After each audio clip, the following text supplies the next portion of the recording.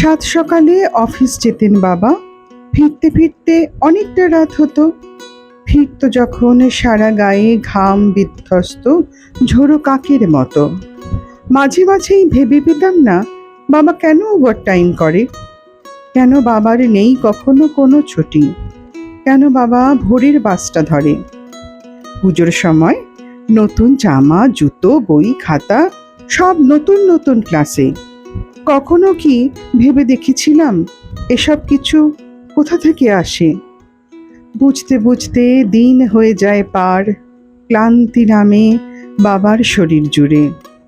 আমাদেরকে ছায়া দিতে গিয়েই বাবাই দেখি পুড়েছে রোদ্দুরে।